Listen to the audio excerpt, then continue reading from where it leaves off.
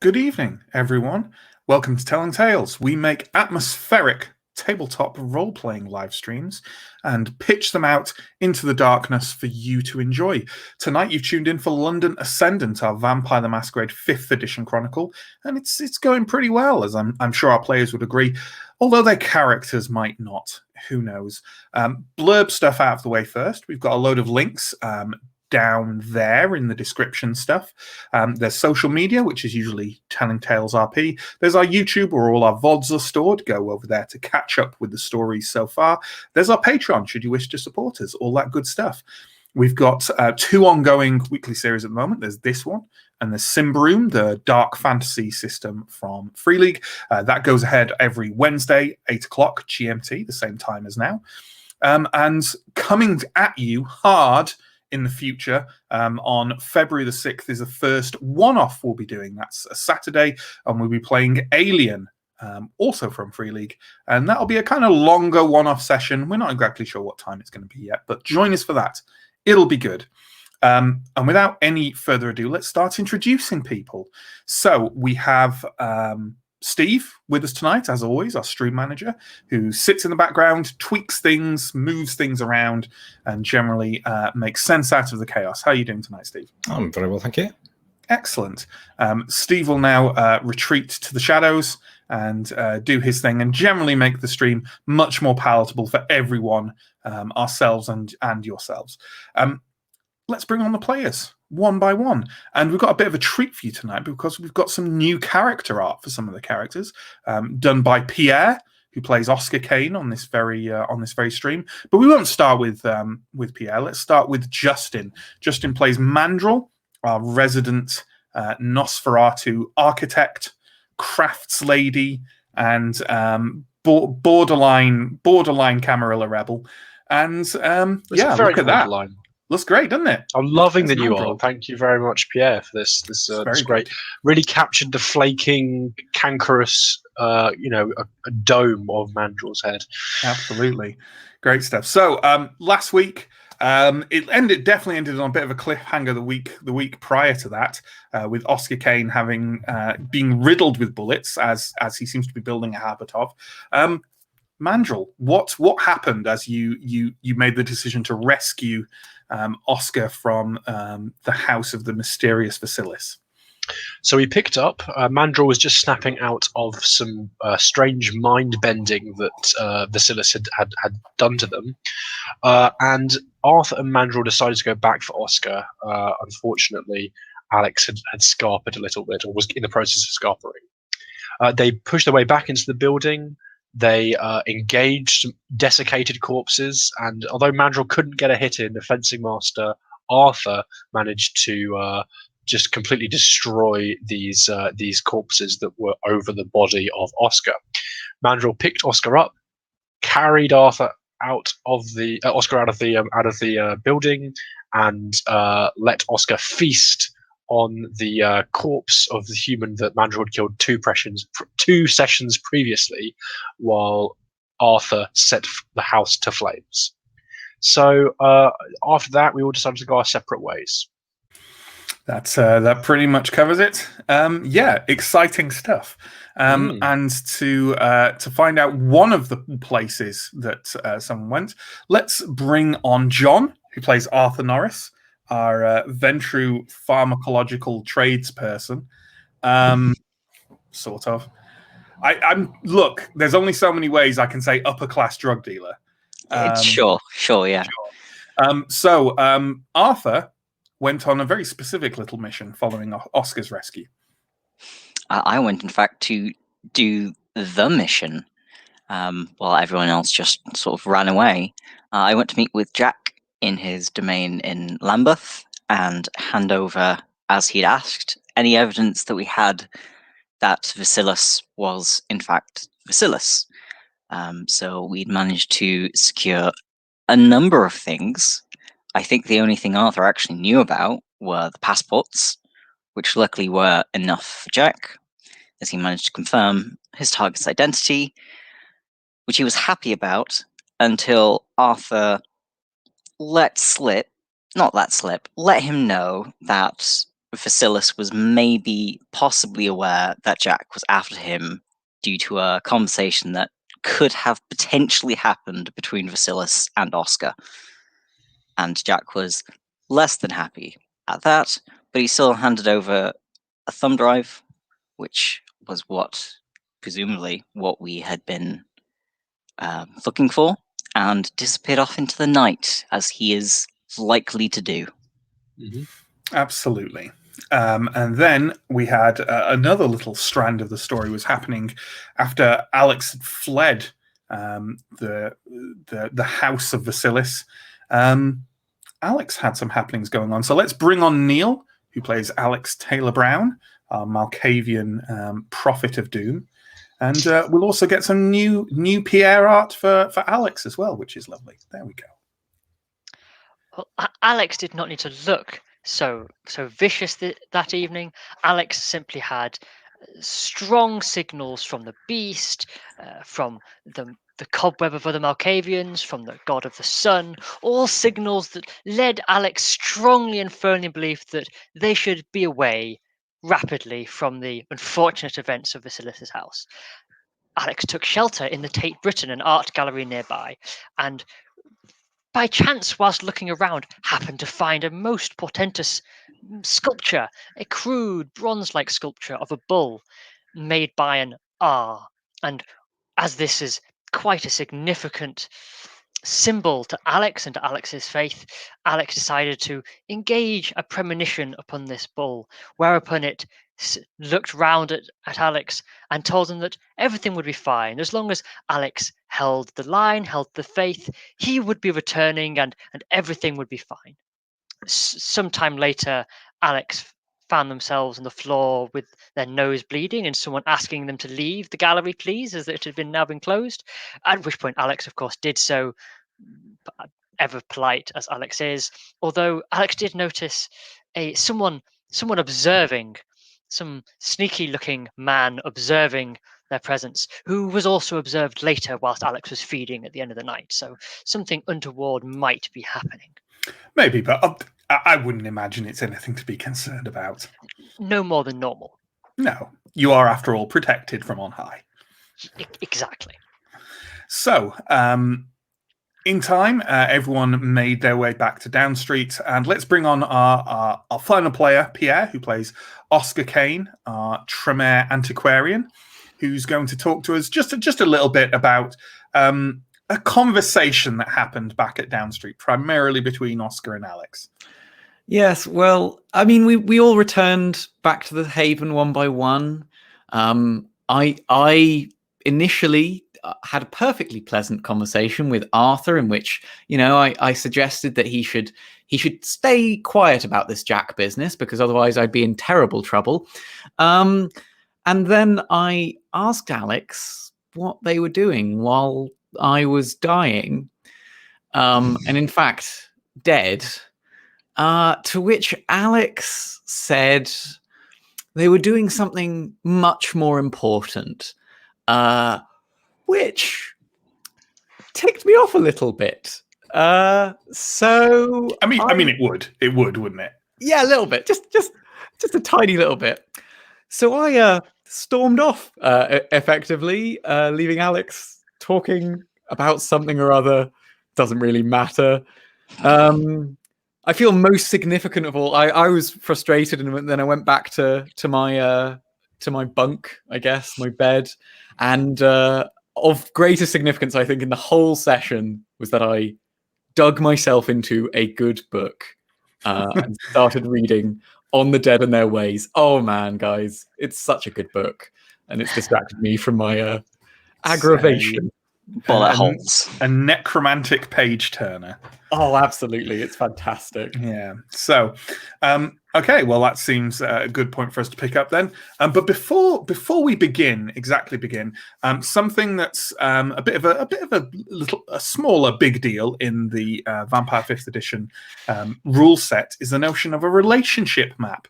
And we've actually more or less had one since the beginning, at least the basics of it.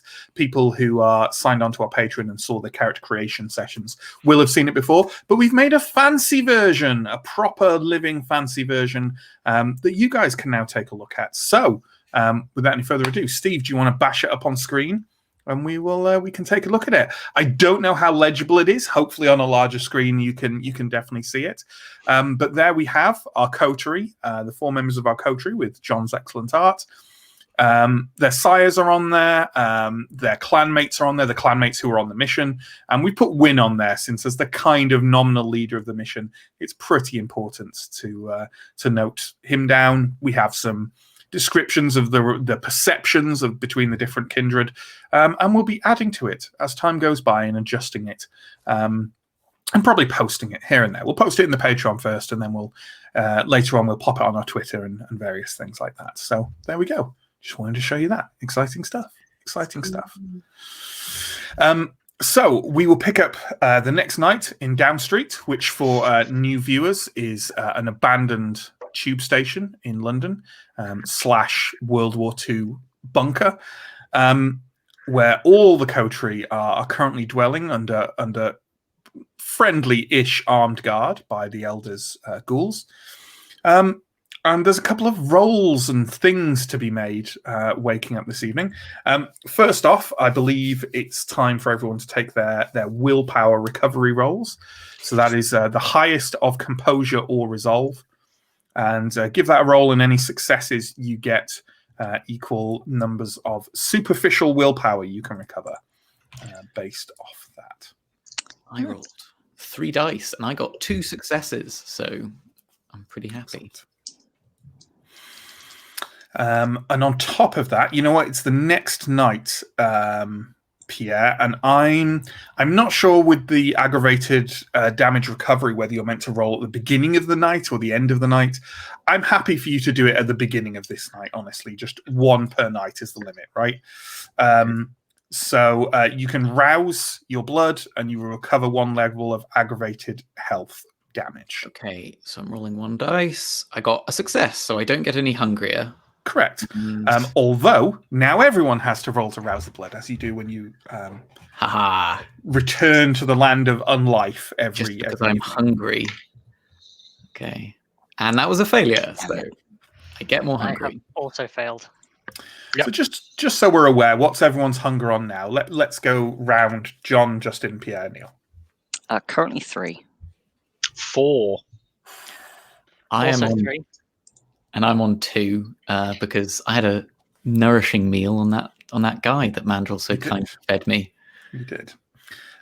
So I really wanted to eat that guy myself. you would have made you feel better about killing him. So look, I've come to terms with it. I feel bad about it, and that's why I haven't taken any willpower loss. Humanity loss. So you all wake up in Down Street. You have no exactly specified mission for today, I believe. Kind of nothing immediately burning a hole. There is the thumb drive that Jack gave you. You've got to find some way to read that. But in addition, I'd say that a couple of you have predetermined arrangements for this evening. In particular, we're using kind of a loose time system where I don't confirm exact times so that I can just throw things in when they're narratively appropriate. And Oscar has an appointment with Aish Daniel, a Tremere who has been surviving in London, apparently, for the last few years. And you have, an arrangement to go to a location she has given you. And I believe I left that location specifically vague, again, so I could fill it into later dates. That is a place called the Blue Monsoon Lounge in Southall. So there's that. Arthur also has an appointment in that Arthur, while out and about over the last few nights, managed to wangle an invite to a private after party in a nightclub in Soho, where he was assured that if he wanted to make connections with someone who could maybe supply him with some kind of pharmaceuticals, he could maybe then go on to distribute this in return for goods and services and cold hard cash to other people. Yeah. So there we go. What an aspirin business. Absolutely. But before any of that kind of kicks off, is there anything that anyone wants to be doing right at the beginning of the night? And let's go around in that same order.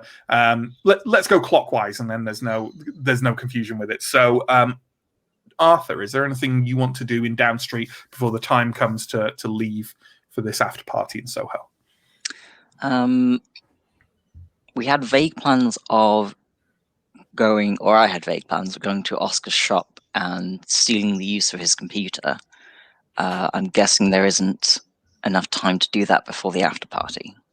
Oh, the after party will be in at like 2 or 3 in the morning, so there absolutely is. Should you want to do that? Yeah. Okay. Then I will probably aim towards doing that. Okay. With that in mind, you want to talk to Oscar about it? Oscar, for your reference, your meeting with Aish is set at 10 o'clock, so you haven't got that much time before that. And Sure. Southall is the exact opposite direction to Soho. Yeah. Ooh, although, actually, it has just occurred to me, I should probably hunt at some point as well. Could be good. Could be good. I'll talk to Oscar anyway. Oscar, Yes, Arthur? I look up from my book. can you take me to your shop for the computer? We could really do with looking at this. Sure. I've actually I've actually got some place to be. Is it all right? You can go. I can give you the keys. All right. Is that Anywhere all right? interesting? Oh, I'm just going to see an old friend. Not a... No, you know, no, of course. Just look. a before you were dead friend.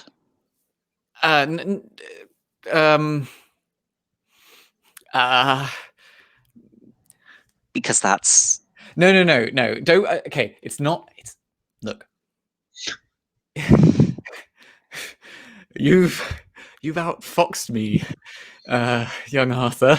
With this flustering, bring the attention to the other Haven members. Oscar loudly filibustering. I'm being quiet with my flustering. I'll have you know. Look, young Arthur. You're a cunning one. I know this, and unlike Alex, you're a bit. I trust you. Okay, look, I would like to know a bit more about who I am, with relation to Clan Tremere. I don't have a sire that I can Of course. go to, and the truth is that I intend to meet with a Tremere who's lived in London for a long time. Okay, but this can be just between you and I. I don't necessarily think the others. Well, maybe Mandrel, but I don't know. Look, it's not I'm trying to hide anything. It's just I feel like hide anything, Mandrel. Secrets. Nosferatu sense, go. Look, I understand what you're trying, Oscar, and it's perfectly sensible. Natural, normal behavior for a young vampire like yourself. You to want need to a explore parent figure, themselves. and we can't teach you everything. yeah. Not quite sure why you're being so shifty about it, but you're Tremere. I will have to get used to this eventually, I suppose. I See, trust that's you guys. exactly the kind of stuff he needs to know. Yeah, exactly. He's What developing the is that? natural shiftiness of a Tremere, like it's classic. Okay, I don't see how getting close to some of the native kindred is a bad thing. make some more connections. Exactly. Okay. Hold on, where's my keys? I sort of rummage around and get them. The password is password 1234. Of course it is. You're so old and yet so young. Right. Thank you. Okay, I think that resolves that particular sticky situation to some kind of satisfaction. The next, let's move on over, and obviously, you can have your own intentions as to what's going to happen, Mandrel. But before you do anything in particular, as you're kind of rousing yourself up for the night and creeping out of the shared chamber where you all sleep, you spot kind of over by the disused tracks. Chuck, your ghoul, is talking to one of the other ghouls, and as he sees you come out, he kind of waves them off quite brusquely and comes straight over to you and says, "Have you got a moment, boss?" Of course, Chuck. Let's step into one of the offices. No. Come for a walk. Come for a walk with me. Like I kind of, to take the moment to show that I'm not. I'll come if I want to, and yes, I think I will come, Chuck. I think this would be, I see a good time to join you, and I will. Where would you like to go?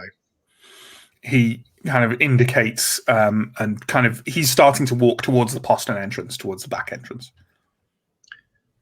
Okay, I will join Chuck. Yes.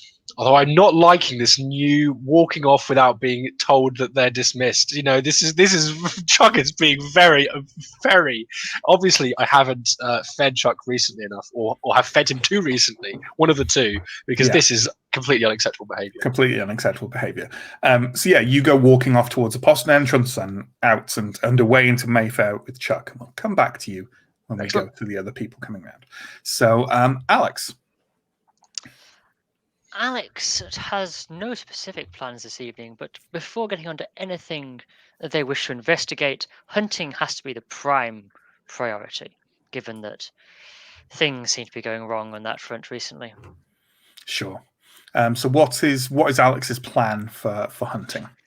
Well, unless some of my connections in the book group and the conspiracy theorists and the other,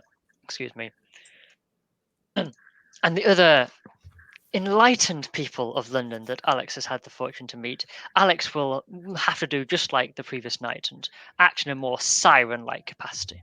Absolutely, I think that's right. Obviously, our the way we schedule time is somewhat warped, but I think you will have fed off those people a bit too recently to safely feed off them again.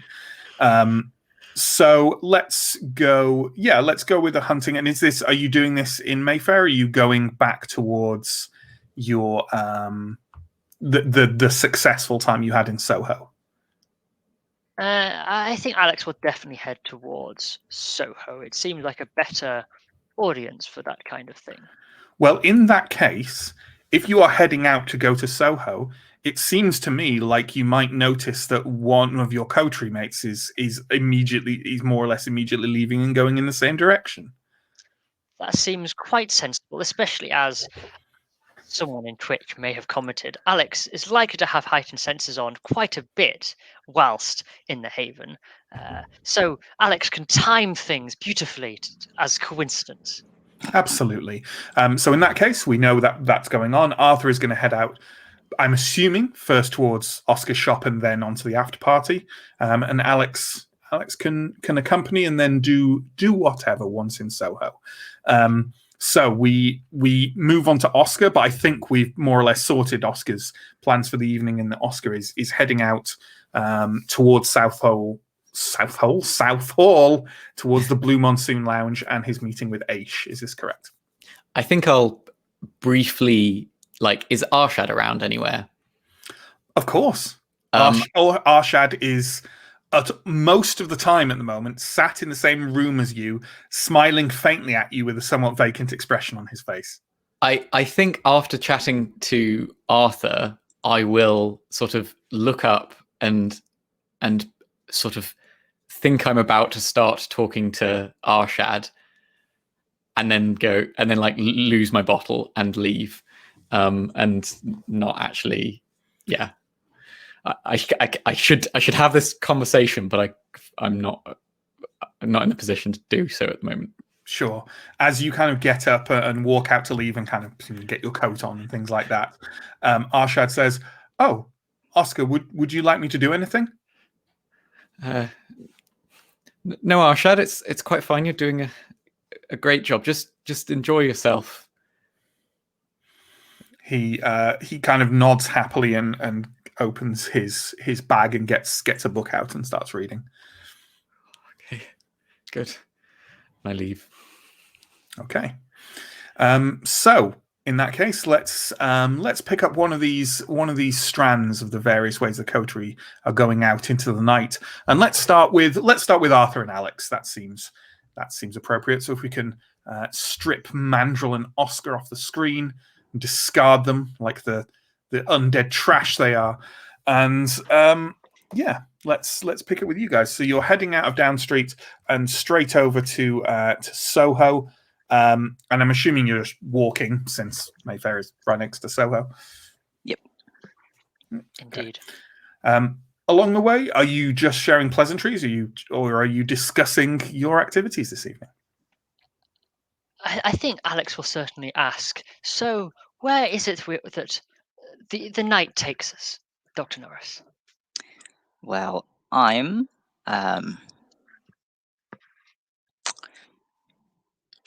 stopping by the shop and then off to a party with some old friends. I see. Would you like any company on either of these two activities? My night is blessedly free after the terrible incidents of the past few. I wouldn't say no to some company to the shop, but I'm not sure the social crowd is. Of course. I will make my way afterwards. But at the end of the evening, not for public ears, of course, but there is another matter I would like to discuss with you, Arthur, if I may. Not now, but after the festivities tonight. Of course. You can always talk to me, Alex. It's worth noting, by the way, that if Arthur is aware that Alex is going out hunting, you're going to the after party of this nightclub, right? The nightclub itself is quite a fashionable. It's kind of low rent, but also fashionable. It's up and coming. It's a gentrifying nightclub, right? So at the moment, it's quite cheap and has plenty of like middle class people there, and a few other people who are, for whatever reason, can get in. But the point is, there's a lot of people in the arts and in the media there, and someone as striking as Alex definitely would not be unusual to be seen there. So if you wanted to invite Alex to just the nightclub part of it, that could work. Although, of course, maybe Arthur has his own reasons for not wanting that. You know what? No, I think, apart from anything, being seen in the company of such a stunning figure would probably work in Arthur's favor. Alex, I'm not sure my social group would get along too well, but the venue may be somewhere you're interested in. Oh, well, I would be delighted to accompany you. And perhaps Alex will lean slightly close and whisper, actual whisper, not merely stage whisper. And perhaps, given the eyes upon us these nights, if either of us need to engage in activities, we can watch each other's backs during the process, just to make sure. Fantastic plan. Okay, well, with that in mind, you are approaching Oscar's shop. I will have a quick check around to make sure there isn't a massive Second Inquisition van out front. Sure, absolutely. I assume you're both doing that. Well, let's make a roll out of this. That seems appropriate. If you both just give me a, I'm assuming you're somewhat reasonably taking your time with this. Yes. So give me a resolve plus either streetwise or investigation roll, please. I thought you were going to say Okay. awareness, so I'm going to have to put some dice back. And it's one of the sliding scale difficulties. So no actual target. No. 2 successes. Rolling 5 dice with 3 hunger dice, and I'm not Nice. happy about this. I rolled 4 dice with the hunger dice, and I rolled a bestial failure if 2 successes isn't enough. Well, as I say, I think it's safe to say that on the sliding scale thing, you only get a bestial failure if you don't get any successes. So 3 successes. Absolutely fine. You're both fairly comfortable that there are no eyes on you. You see some more of that Operation Antigen graffiti, but the stuff you've seen before in this area of Soho around Oscar's shop. So you're fairly comfortable that there's no one observing you. Okay. Then I will head in through the door. Unsurprisingly, the key that Oscar has given you works. As you step in through the door, you kind of kick a few sheafs of paper that scatter over the floor of the main room where all the books where mostly his books are stored, as opposed to like his slightly more esoteric things for sale. And as you look down, you can see there's an amount of junk mail there, but there's also what appear to be several CVs. I will filter out the trash and pocket the rest of it. Sure, because of course Oscar has advertised for an assistant for his shop. I'm assuming you're not doing any general poking around and just heading into that back room, getting that computer on. I'm not, but yeah. Okay. As in I'm not doing the poking around. I'm going to the computer. Okay. Whilst Arthur does that, Alex will just have a slight poke around just to see if there's any big cameras saying property of witch hunters. Sure. They've been installed. Just kind of roaming around and seeing if anything's changed. Sure. Yeah. I'm not going to have a suspenseful roll for that because I'm not interested in making up the idea that something has. So, yeah, it all seems fine. It takes you a while to poke around the shop, Sure. obviously. Arthur, you go over to Oscar's computer, which I think is safe to say probably still runs on Windows 95. And you boot it up. It takes a while. You put in the password works. And yeah, I take it you're popping in that thumb drive and having a look. I'm unplugging the Ethernet cable first.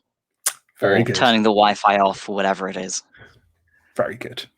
I think his PC is wired. It's pre-Wi-Fi. Yeah. Yeah, and then I'll plug the thumb drive in. Sure.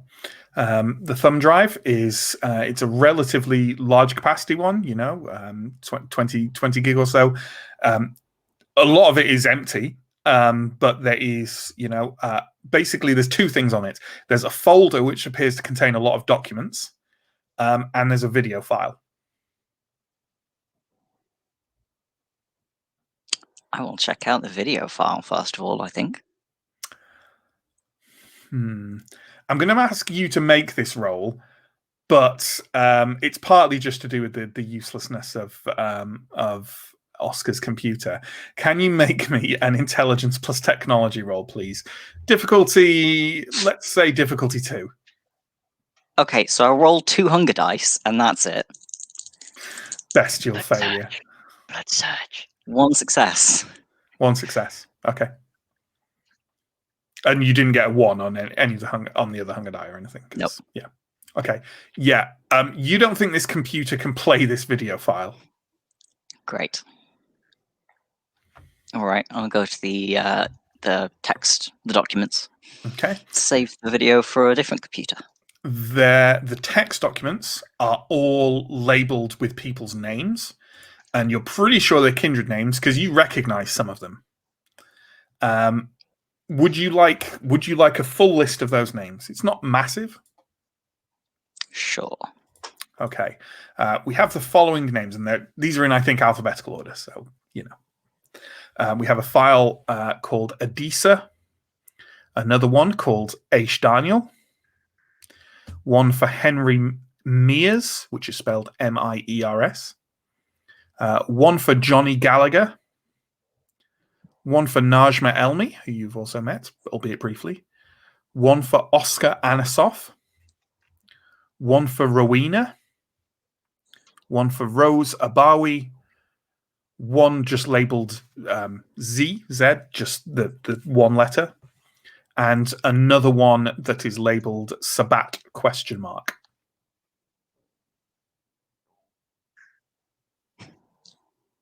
I'm going to check the Sabat ? File because the question mark is juicy. Sure. It Let me appears know to if it- be.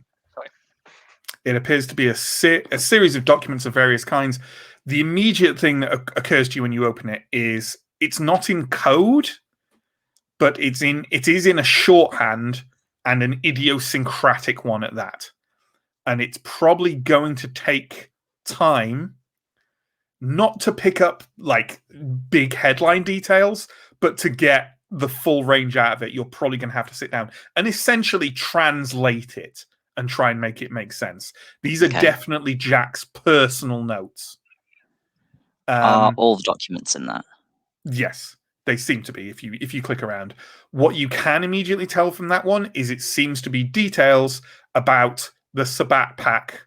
Well, the former Sabat pack who you investigated in Cold Harbor, because it has, among other things, a floor plan of the house in Cold Harbor that you were on.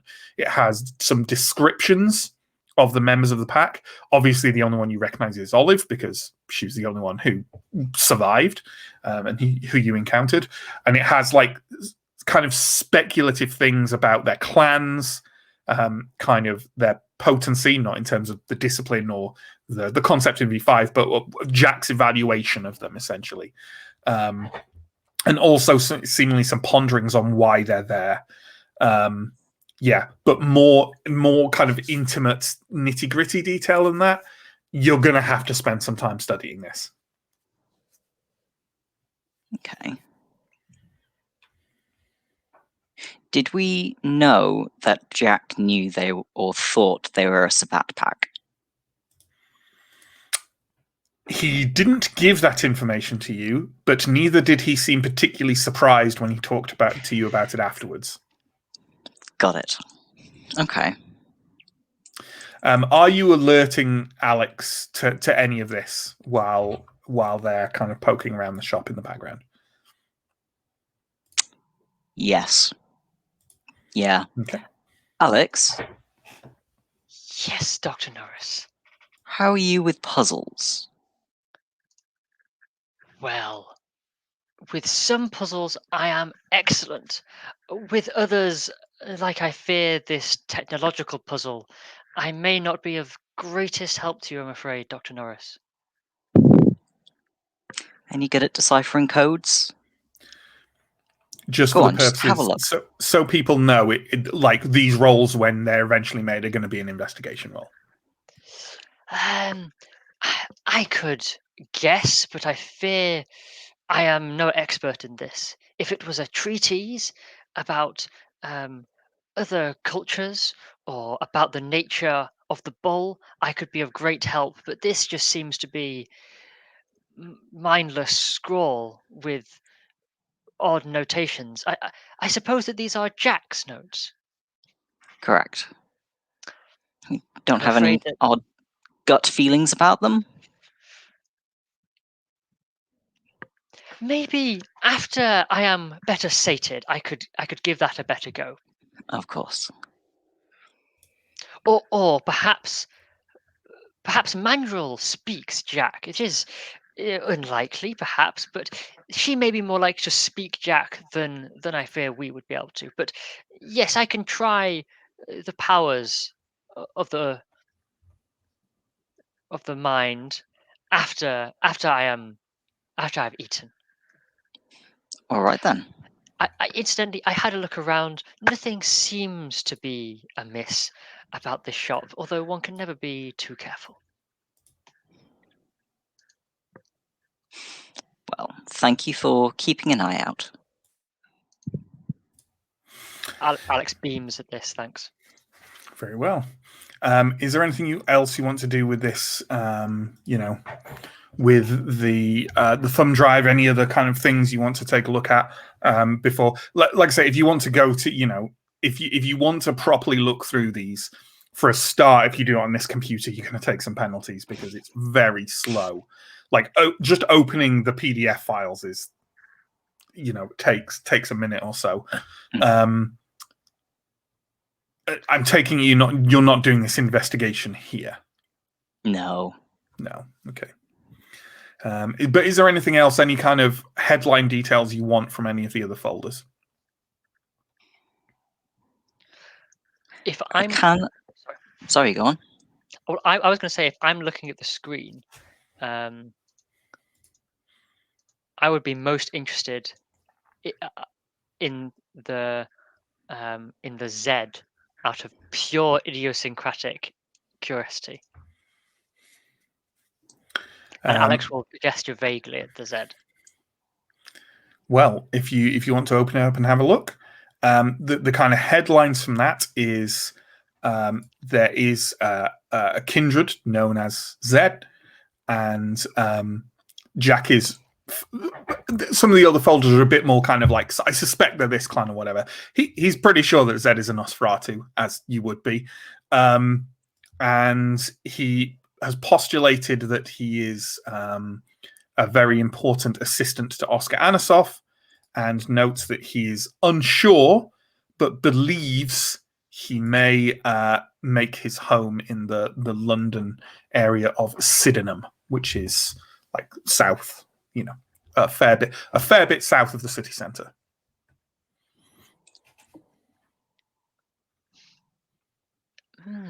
That was not what I was expecting, I must confess. Is anything of great interest to you there, Arthur? I want to have a quick look at the Aish file. A sensible one. Sure.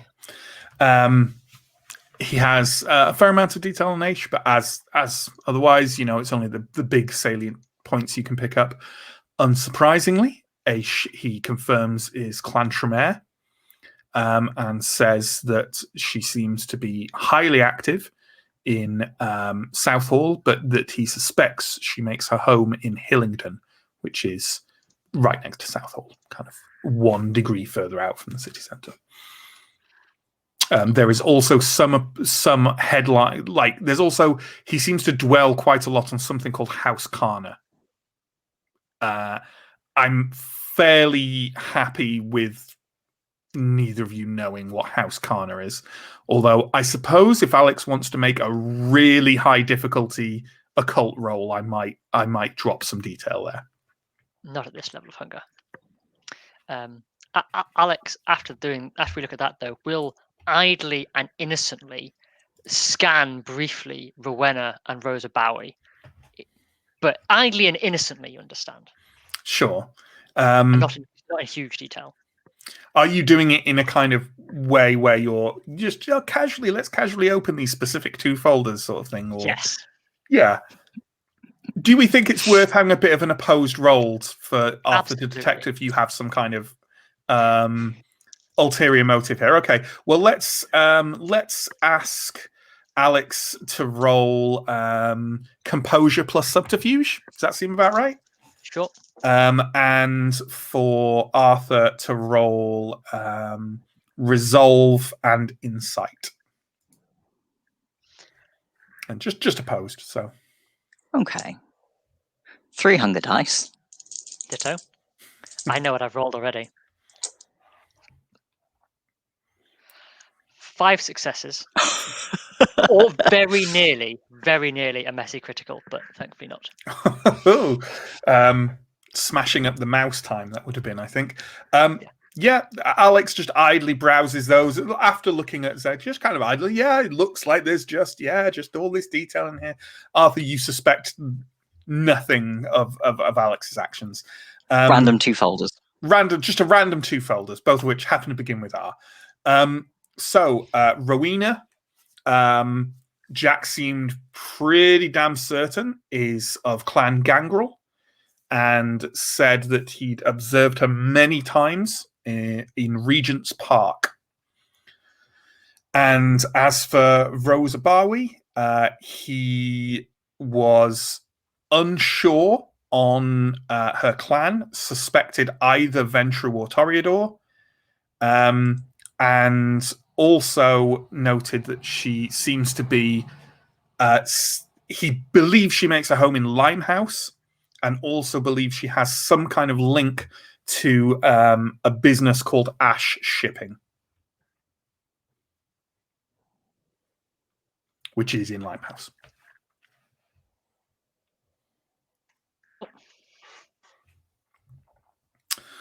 Okay, with that subterfuge out of the way, is there anything else you want to do here? Or are you grabbing this thumb drive and scooting?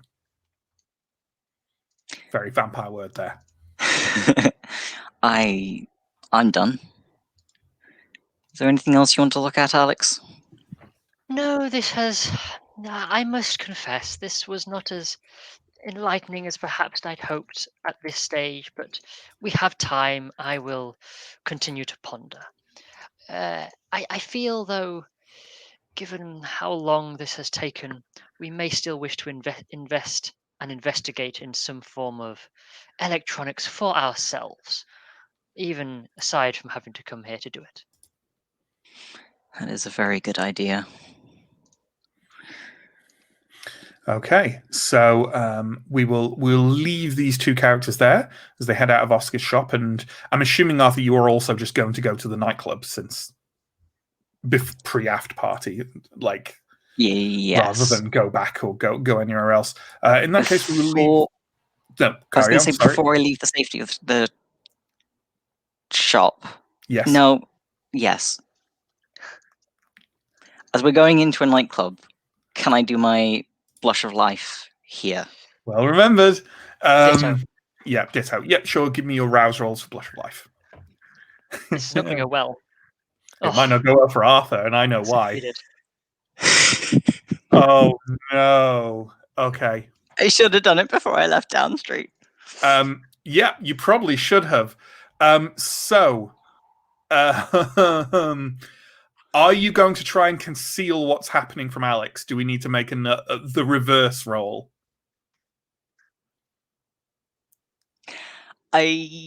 No, I don't think that's a desperately good idea, considering we're spending the rest of the evening together. Sure. Okay. So, Alex, as you are leaving the shop with Arthur, you notice that rather uncharacteristically for a kindred, Arthur has very heavy nosebleed. Dr. Norris, are you feeling quite all right? I fear there is something amiss. Oh, fuck. Arthur's eyes are also heavily bloodshot. Alex, let's have a look at this. Can you give me a intelligence plus medicine roll, please? Which I realize might not be your forte. So you want an intelligence roll, you said? Yeah. Intelligence plus, yeah. Just- we'll put it on a sliding scale. So just intelligence. I can't add a skill to that of any kind. No, unless you've got medicine. I'm sorry, I didn't quite catch that. There's no skill being added to this. One success, no bestial. Okay. Yeah. This. You know what? I'll say any successes. This really looks like a mortal has done a little too much of something.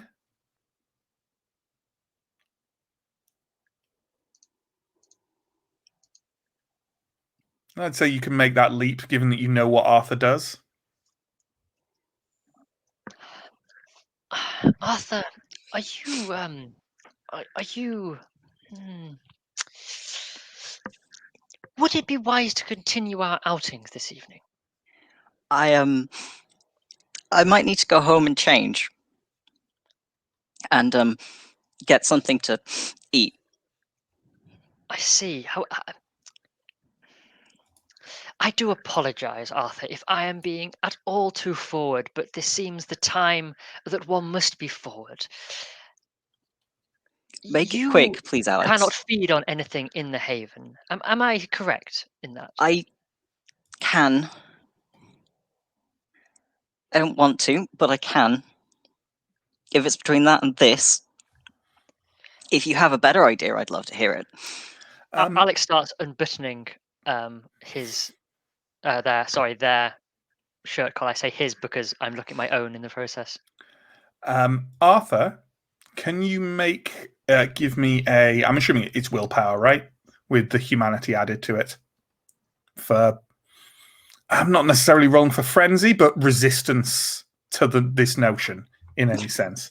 Being as you're at Hunger 4, your nose and to a certain degree your mouth are full of blood, and you're being offered vitae. I think a roll is needed, right? I'm right in that, Neill, right? It's willpower plus 1/3 of your humanity? Yep, rounded down. Rounded down. And the difficulty for this is 3, please. No hunger dice, because it's a willpower roll. Just 1/3 of my humanity. Plus willpower, yeah. Plus current willpower. Oh, good. Very, very good.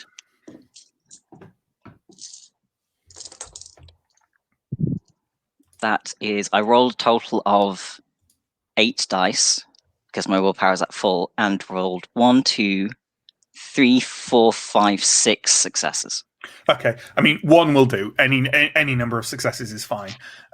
So yeah, you are absolutely fine. You can do what you want with this situation. You don't have to immediately just stop feeding on Alex like a rabid beast. Alex, while you are what some of my contemporaries may describe as a legit snack, you are about as tasty as anything we've got back home right now. Alex Please looks don't at you with take that the wrong way. Looks at you with the same expression that I'm currently giving you. What? That's sorry for interrupting. Does the Ventru Bane count for kindred as well as mortals? I assumed it. I don't think it does. No, it doesn't. I think it's only mortals that your feeding restriction applies to. I think I did you not are know that. fully, yeah, because otherwise Ventru wouldn't be able to drink from their sire unless their sire had that specific, etc., etc. Exactly, it's a loophole. It's just a loophole that not many Ventru ever wish to engage in until they become filthy monstrous. Arthur will certainly know this, so if you want to rewind your previous statement and reassess, feel free to do so. You know what? This feels like a quandary moment, so shall we shift over to another subplot? Sure. There we go. So let's bring these guys off screen and let's give me Justin or give me death. You know, I've been waiting for you to say those words for so many years. For so many years. Chuck has led you along the streets of Mayfair. He's definitely looking shifty. He's got a friendly, open demeanor, but he can also be perfectly shifty when he wants to be. And he leads you down some. It has indeed Dutch angles. Yeah. He leads you down some side streets in Mayfair. There aren't really like many horrible alleyways or disreputable areas in Mayfair, but he's led you to kind of one of the areas that's sort of new build buildings that various companies and a lot of media, media startups and stuff like that are there. And he leads you to one particular kind of like Yellowstone building, and just kind of like looks around a bit and knocks on the door. It's opened by a young lady in a lab coat, and under the lab coat is like some band t-shirt and ragged jeans. And she kind of like looks around. She looks out, sees Chuck, kind of notes him, and looks over at you and kind of gives you a bit of a look up and down, and then shrugs and opens the door. Do you need any money for this, Chuck? I might later. Not now. Are you going to go in? Chuck, I will step inside. Yeah. Okay. The young lady kind of looks at Chuck expectantly, and he gets like a little wedge of cash. Not a huge amount of cash, like £50, something like that, and passes it over. These are graduate students. £50 is a lot of money. Yeah. And she kind of counts it and then waves you on. Chuck, and he's being very sneaky, which I assume would mean that you are, perhaps. I think, yeah, I would probably have my silence of death on, but I would. Sure. I'm not going to be using You're not going to be like level actively obfuscates. stealthing, just kind of walking calmly. I mean, I'm quite naturally stealth. Okay, so is Chuck kind of actively being stealthy then? You're saying? No, he's definitely being quiet, but he's not like creeping. Yeah, then I take my lead from Chuck then. Okay. He walks you down a corridor, and what's immediately apparent is there are odd machine noises down this corridor, and it's a long corridor with a number of rooms on each side, 3 doors on each side, all of which have quite heavy, sort of sound-baffling doors in, with just little glass portals. Chuck walks up to the nearest one of them and just kind of indicates into the window for you.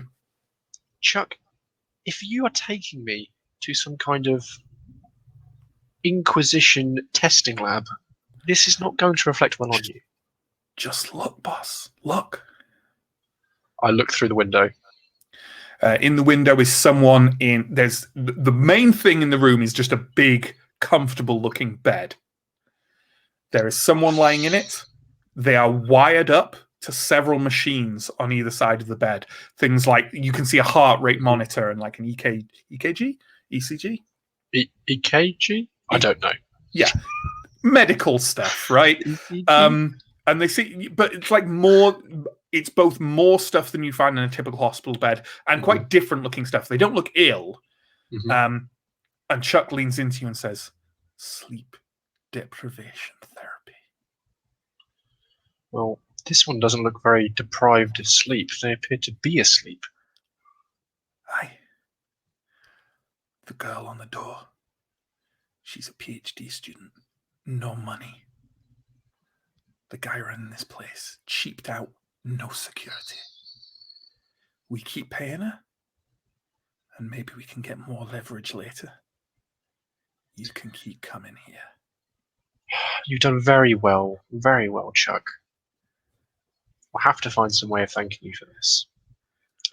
Now, if you don't mind, I'm just a little peckish. Thanks, boss.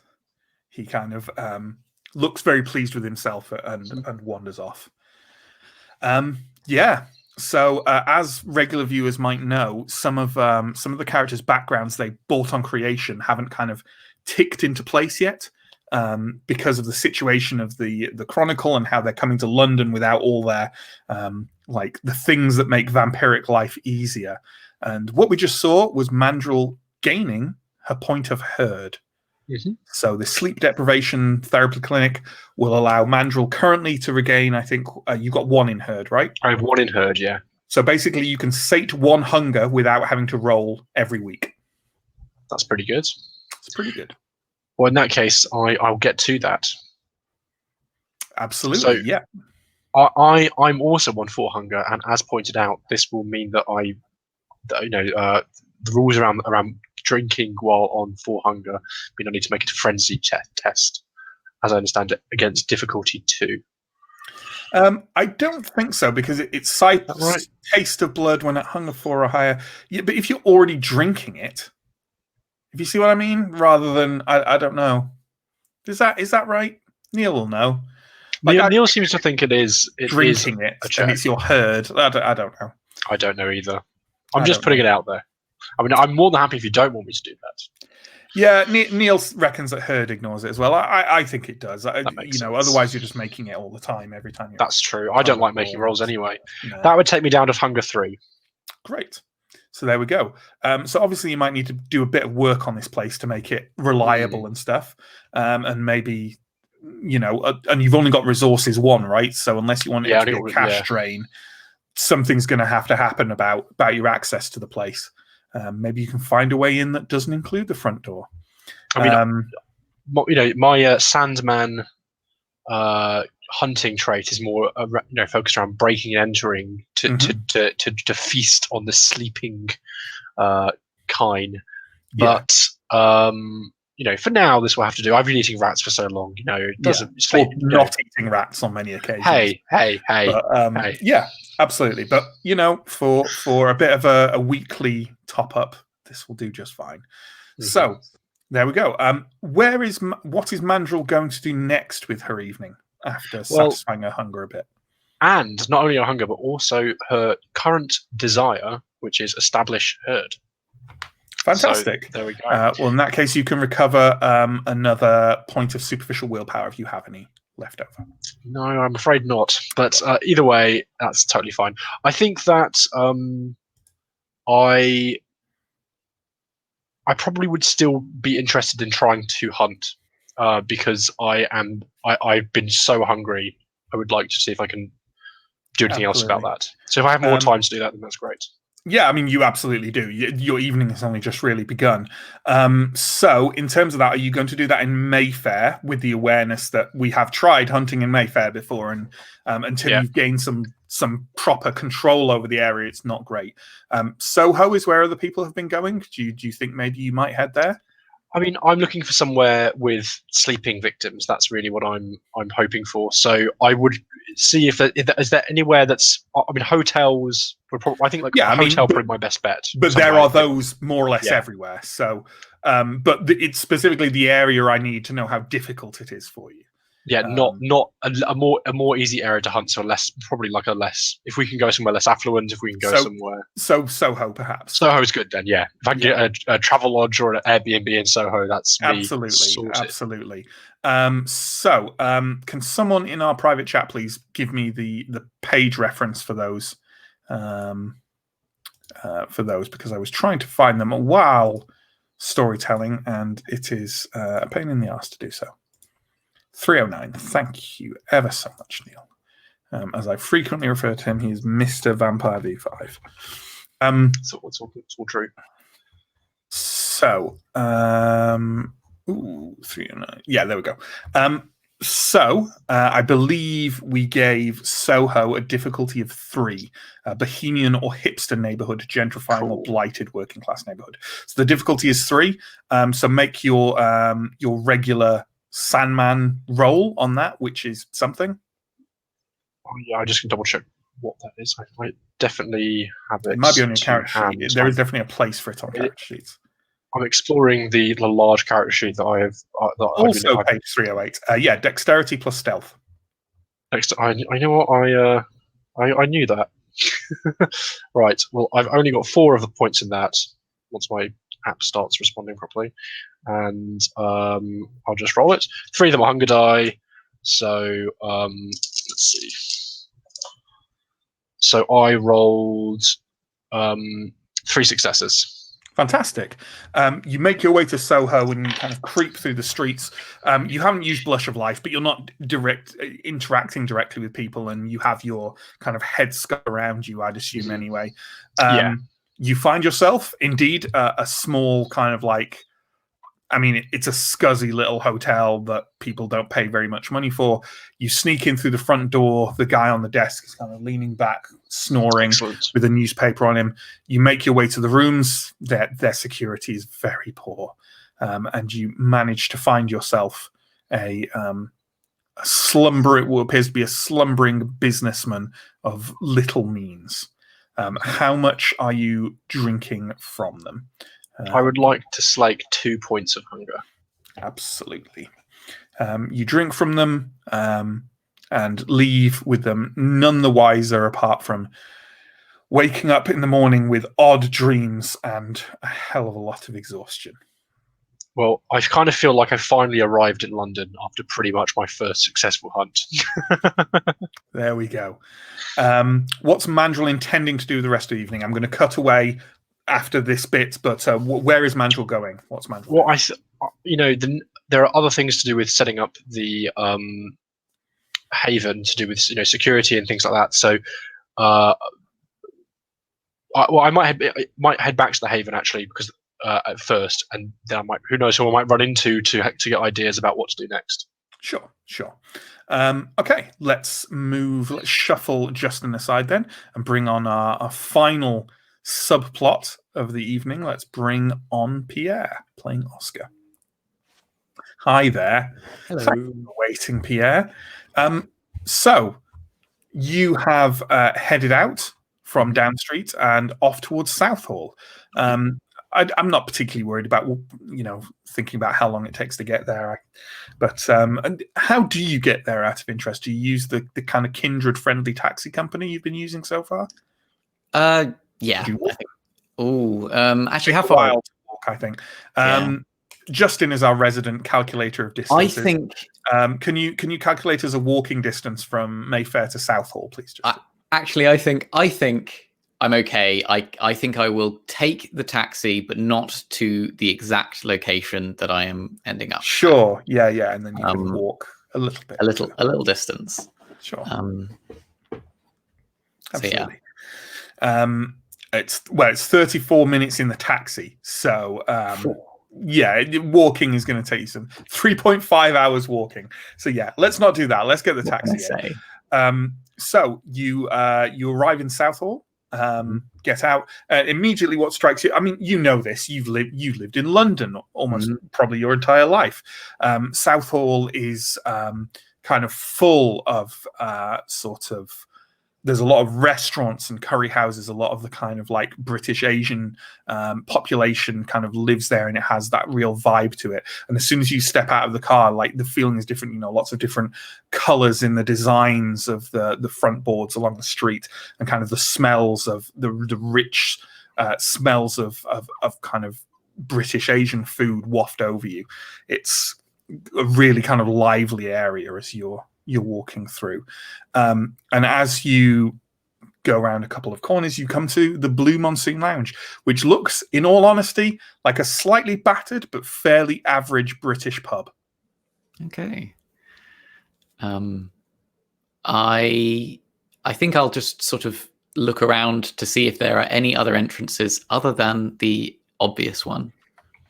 Yeah, sure. Do you want to give me a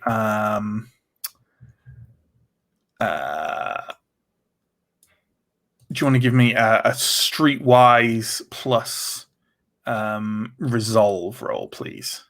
Okay, so that's 4 dice. Hunger 2. Is there a difficulty? No, let's just use a sliding scale. Is fine. Okay, I got 3 successes. Okay, yeah. You note that there is the front entrance, and down a kind of, it's not exactly an alleyway, it's more kind of like a street between houses. I realize that sounds like an alleyway, but you know what I mean. That's like quite wide, and there's just a couple of bins down there, but there also seems to be a fire door. Okay. I'll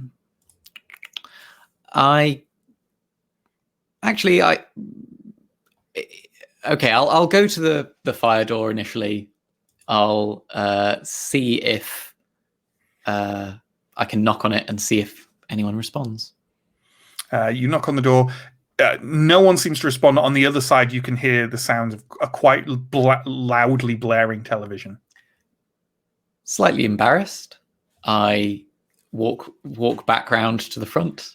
And is there a doorbell? Is there a I suppose the pub's open. So it's okay. Are there many people inside? Yeah. Are there? Okay, I have not used Blush of Life so far. No. They look like human people, right? They definitely look like human people. Yeah, I mean, they look like unless they're all using Blush of Life, and there are, there's a good 30 or 40 people in the pub. Okay, I go back round to where the fire thing is, and I use Blush of Life. So give me your rouse check, please. I got 0 successes, so I am now 3 hungry, which is bad, but safety could first. Be worse. Okay. I go round and I enter the place, the Blue Monsoon. Absolutely. You walk in, a couple of people kind of look at you oddly. You don't exactly, you look like you belong in a pub that's more about real ale than anything else. But this is it's a bit battered and tattered, but it's quite a modern pub. You notice that the television that you heard, there's a large kind of flat screen television hanging on one wall. It's like showing like there's a boxing match, and the noise from that is blaring.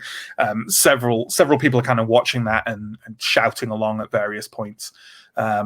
And there, there's people scattered around, like kind of younger people drinking cheaply, sort of thing. And there's a pleasant, convivial atmosphere in here.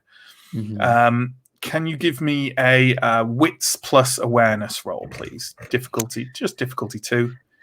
Okay. And in fact, you know what? You can take half if you want. Like if your wits and awareness is 4, then you can just pass it. Yeah. My wits and awareness is 4, so I will take half.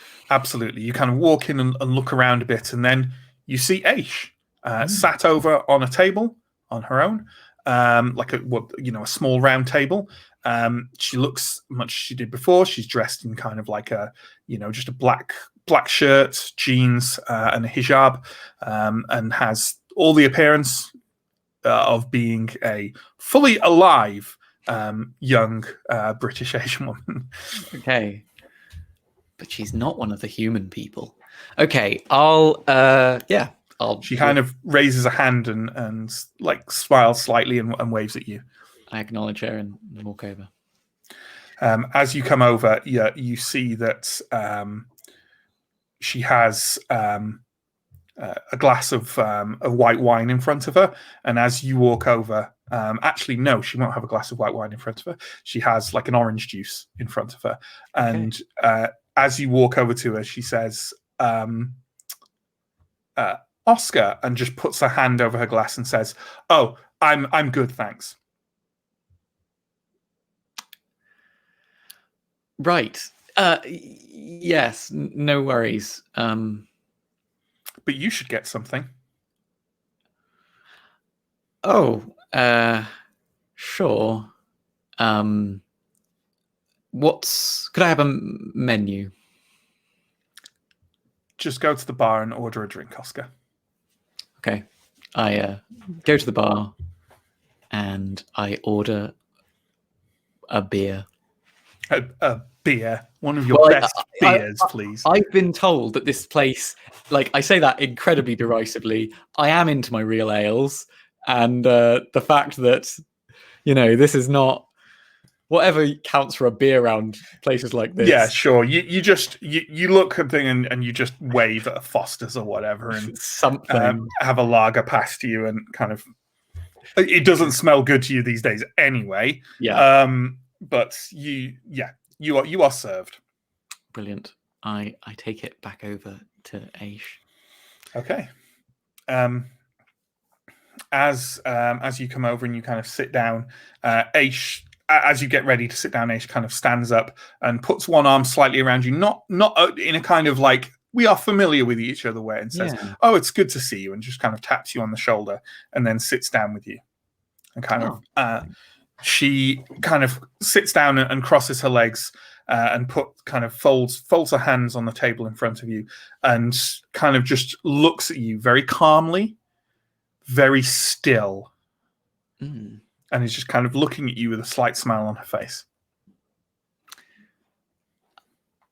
I almost don't know what to say. It's pleasant to be here.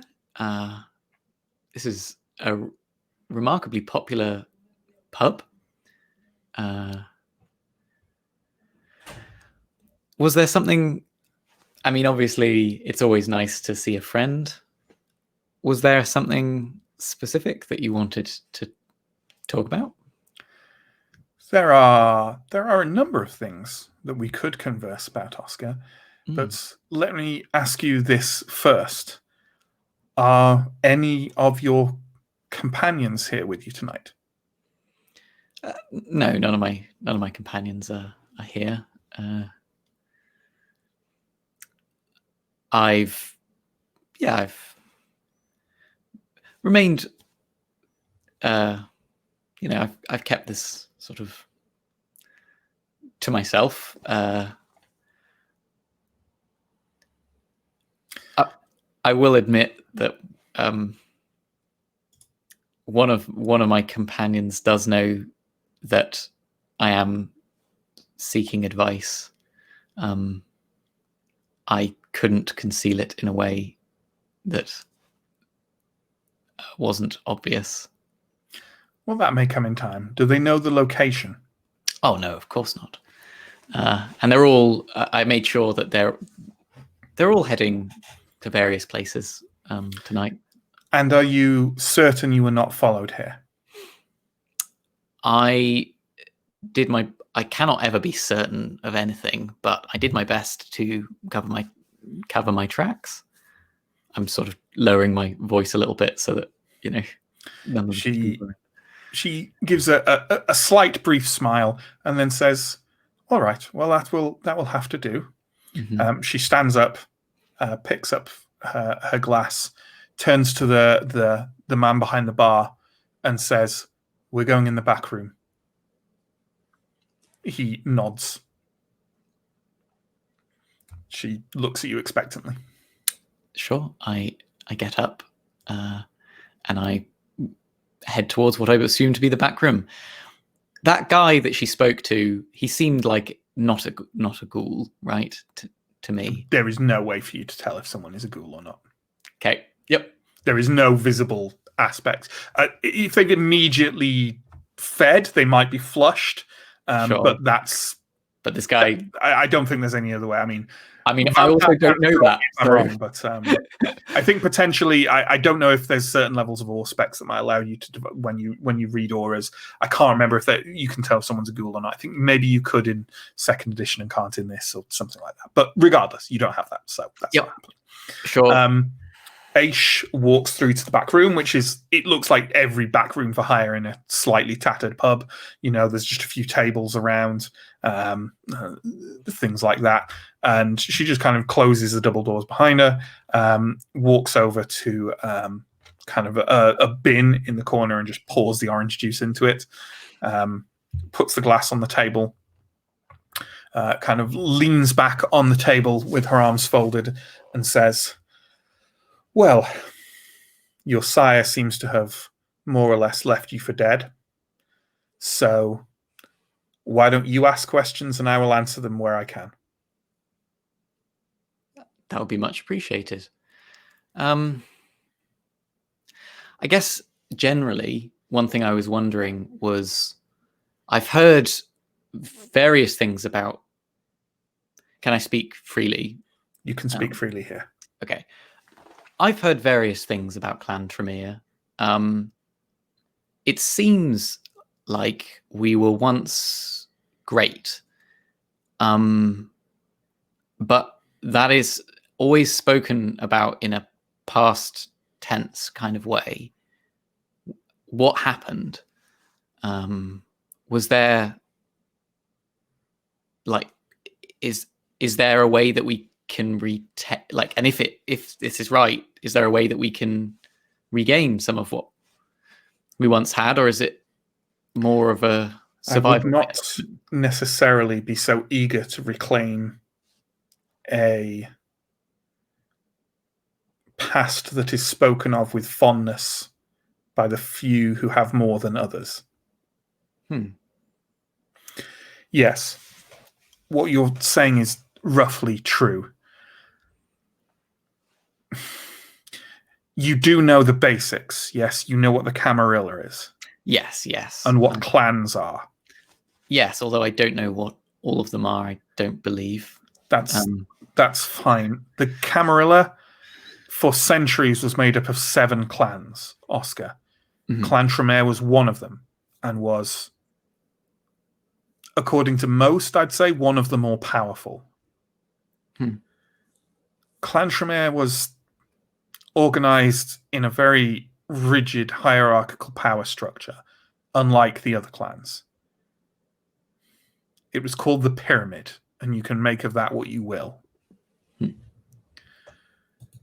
This power structure was codified through the use of chantries. A chantry in every significant Camarilla city.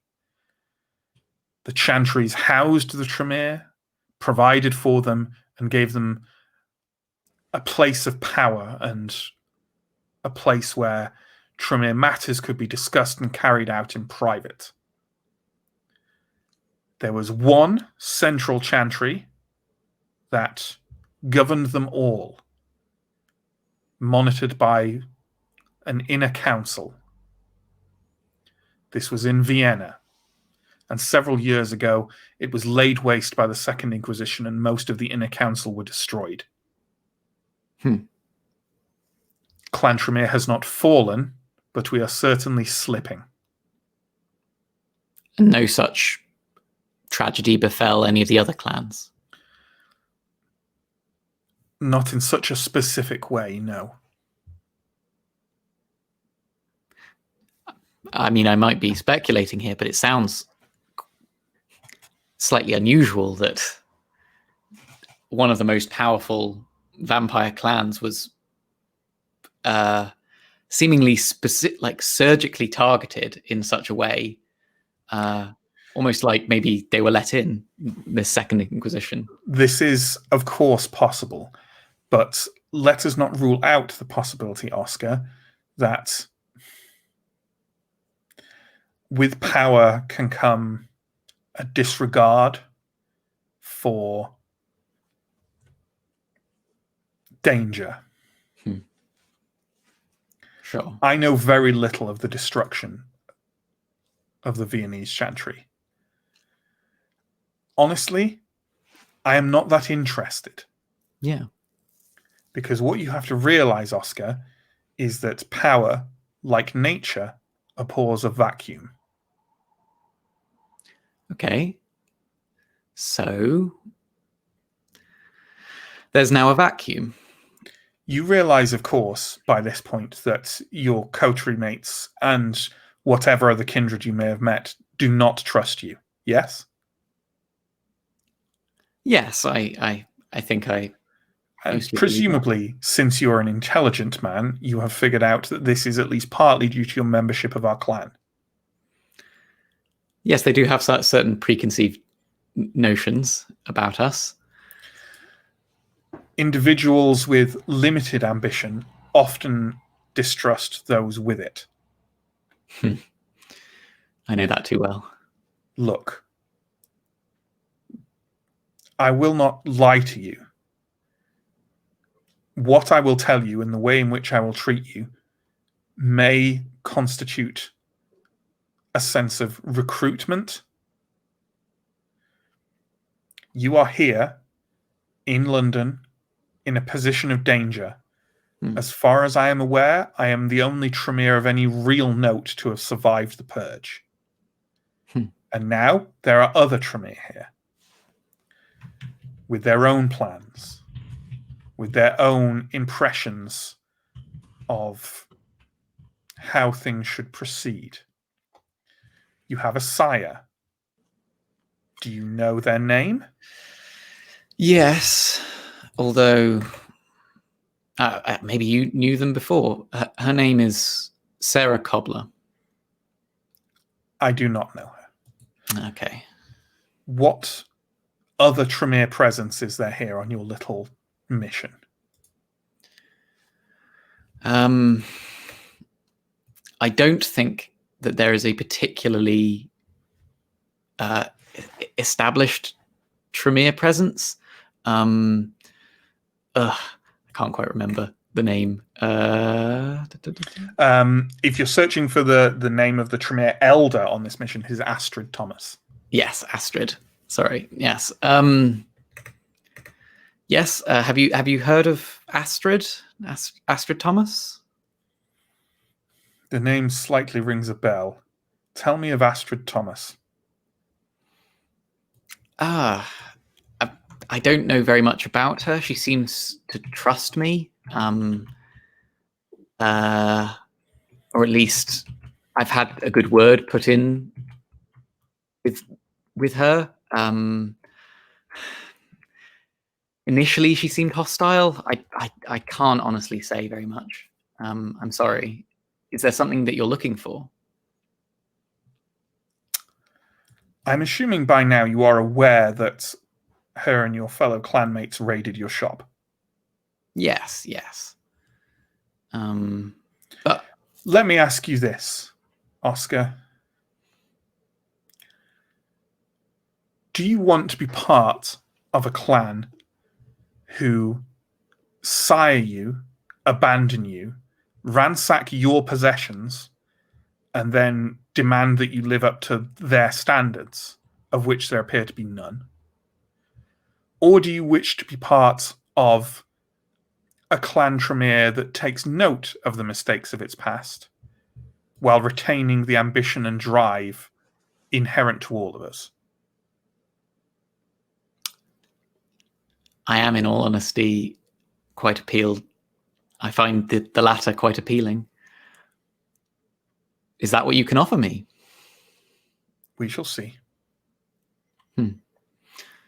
Let me take some time, think upon this, and you think upon it as well, and think upon it when you interact with this Astrid Thomas. And then we will meet again, and we will discuss, perhaps, what Aish and Oscar might do in a revitalized, modern Clan Tremere. That sounds like an excellent idea. Good. Do you have any other burning questions? Perhaps more mundane, but I was wondering if you recognized something that looks like this, and I take a piece of paper out that has, I've sketched what I can remember of the salt circle. Right, the necromantic. The necromantic salt circle. I'll ask her if she recognizes this, if this is to do with our powers.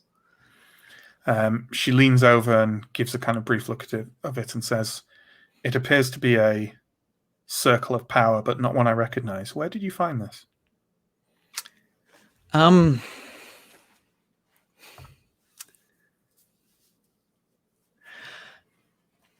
I have been told by people I trust that I shouldn't give information freely. Is there anything that I'm happy to tell you about this if you would give me something, perhaps? I obviously do not wish to be seen to be calling in a debt, Oscar, but I feel like I already have.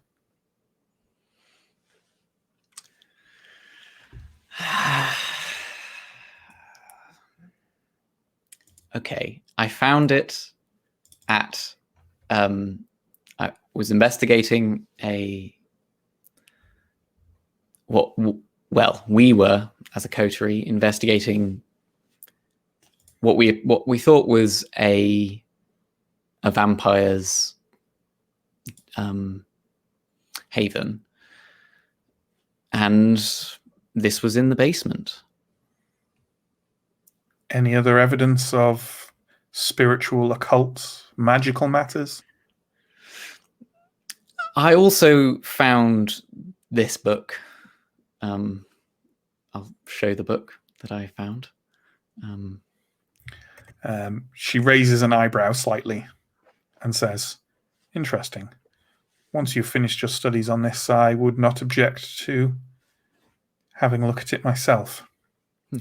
As for what this may pertain, give me some time. The next time we meet, I will tell you more of these matters. But in the meantime, I suppose it would do no harm if any of your coterie mates or anyone else you encounter, anyone you trust, who you feel might be knowledgeable, Oscar, ask them of a clan called Hecata." Hecata. Okay. Thank you very much. I guess even though I'm very much in a trading sort of mood. I would like to be of service to some extent to your cause. Is there anything I can do for you? She tips her head slightly. Through most of this encounter, she's been almost perfectly still, arms folded, let back on the table. And she says, "Maybe. Bring me a list of the names of every Tremere on your mission." Okay. I'll see what I can do. Wonderful. Well then, She kind of leans forward and kind of clasps you kind of briefly and in a friendly fashion, but one that it doesn't seem empty, but it, you barely know each other. Clasps you briefly and says, "Until next time, then." Until next time. And as I'm leaving, I empty half of my beer into the thing. Very good. Okay, you head on out. Are you heading straight back to Down Street at that point? Oh, do I try to hunt? These are the questions. It's the question. I am feeling a little bit hungry. But I don't know this area at all. You don't. It would be the same role as Soho, so so it would be difficulty 3. Actually, just before we leave, there was one thing that I wanted to ask. Sure, yeah. We can retrofit. Is this area your domain? When you were talking to her, she told you this is not her domain, but it is occupied. Okay. Right. By who? She does not tell you that. Okay. And then I leave. Okay. Well remembered. Otherwise, Yeah. if you'd have got a nasty failure there, that you would have given me a wonderful segue. But now it shall never be, so that's fine. So with that in mind, are you going to find another area to try and hunt in on your way back, or are you going to head back to Mayfair? Or I don't know how far it is to Soho. If you got your taxi back and then I think we determined it's like a 15-minute walk from Mayfair to Soho or something. So, or certainly a brief one. So, I think I will try and do some hunting in Soho. Okay. I think that'll be quite a bit later in the night because you got to get back and then get there. Yep. So at that point, we will move Oscar off screen and let's go back to our power couple of Arthur and Alex, please. So how did that situation resolve itself, folks? I think I agonize for like 5 seconds, desperately clutching a handkerchief to my nose, and then say, "Go find a glass or something." Glass. But of course, Arthur. But of course, and I'll do exactly that. Okay. So, Alex, describe to me how Alex decants their vitae for Arthur. Using fangs that I can later lick the wound clean, I will. Did Arthur show any signs of discomfort when I mentioned anything? Could I assume that they are hungry? Because I don't know if they're hungry or just having some weird drug blood reaction. Drug Ventru attack. I think the signs of a hungry kindred are fairly apparent to any kindred once they've been around hungry kindred for a while. I said I needed to go back to Down Street and change and get something to eat. Yeah, that's true. Okay, and what I'll do is at a safe distance, maybe the kitchen. Go to the kitchen, get a glass, drain some blood into it, heal the wound, make sure there's no blood on my arm, and then take it back as if going towards a starving lion. Only I'll do it with elegance and style and poise. Sure. Obviously. But I mean, assuming it's a glass, I'm assuming we're talking 1 hunger point here. It has to be 1 hunger, yes. Okay, so Alex's hunger goes up by 1. Arthur's goes down by 1. It just works flat exchange with vampire and vampire, doesn't it? Yeah. It does, unless we have massively different blood potency. Yeah. Which we don't. No. Okay, so Arthur, you drink from Alex. Neill, is there anything immediate we have to do about resonance and dyscrasia when drinking another kindred's blood, or is it the same kind of pseudo randomness?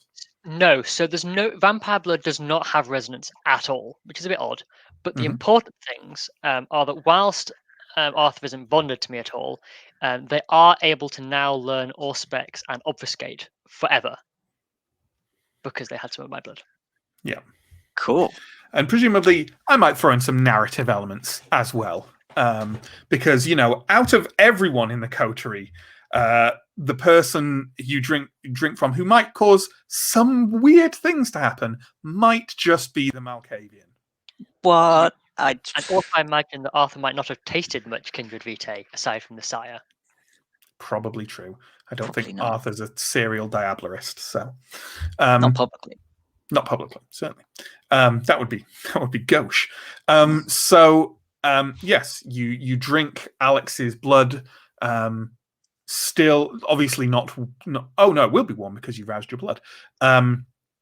Warm and heady, and it has the only. I think it's safe to say the only kindred you've drunk from before is probably Cortland. I would imagine. And while it still has the sense of potency and like there's almost something living in the blood, it couldn't be more different otherwise from Cortland's refined, kind of like almost classy taste, right? Alex is very different from that. For a moment, as you drink it, the world blinks out, and you have the briefest. You know what? Let's make a roll to see how much of this you take in before the odd vision slips away. And I don't want you to risk a messy anything odd happening with this. So let's just make it a willpower roll. I think that's fine. So give me a willpower roll, and we'll see what comes of it. And you let me know how many successes you get. Okay. Roll 5. And you know what? I'm actually going to invert this in that you'll see more the less successes you get as you give in to this, the Malkavian vitae flooding your system. Go ahead. I get 3 successes. Okay. You have a very brief flash of what seems like a night sky with a red sun. Like something from a sci-fi film or something. And then it just goes. Does it still have quite a spacey sensation about it, though? You certainly feel lightheaded after you've drunk it all, yes.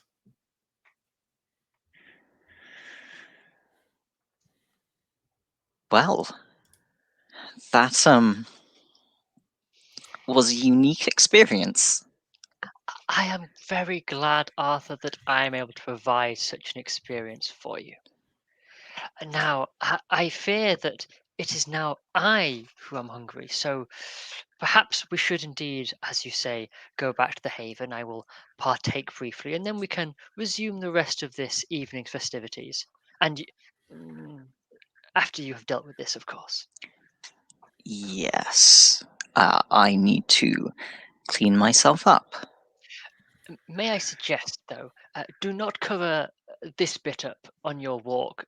We wished it to be apparent that you have had a nosebleed rather than some other kind of nefarious activity. Perhaps tilt your head up on the walk. Yeah. I love how Alex is full of these handy little hints. I trust you'll stop me from tripping over everything in my path. But of course, I will be helping my injured friend. All right. Okay. As you kind of lock up Oscar's shop and head off into the night, Alex, you said you were helping your injured friend, so maybe an arm round Arthur, something like that. Arthur, you are suddenly overcome with the odd sensation, and it's not one maybe unique to vampires, but it's certainly accentuated by the experience of all of a sudden the person next to you, you now know what they taste like. That's definitely different. So, not that I want to contrive getting the coterie together in some manner, but how about on their way back from Soho, there's someone else in Soho right now, and that is Justin. So how about we have, and it's the way back to Mayfair from Soho. So how about we have Mandrill bump into them on the street? Let's bring Justin into this. Ugh. Arthur, you look awful. Thanks, Mandrel. A mild mishap. We are just returning back to our abode in order to clean up after a slight nosebleed. But the poor man banged his head on the door. So we will go home and change and then go back out. Yes, Chuck and I were just. Chuck won't be with you. Okay. Because Chuck and I had just stopped out for an errand. He's off again somewhere. Back home then.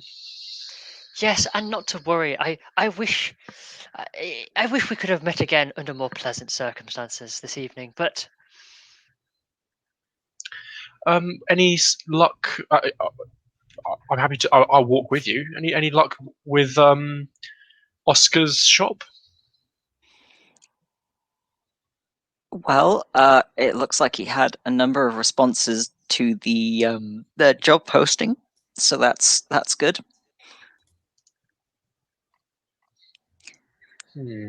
I see. That's good. Do you need to find someone? Sorry. Would you need to find someone to fill that position?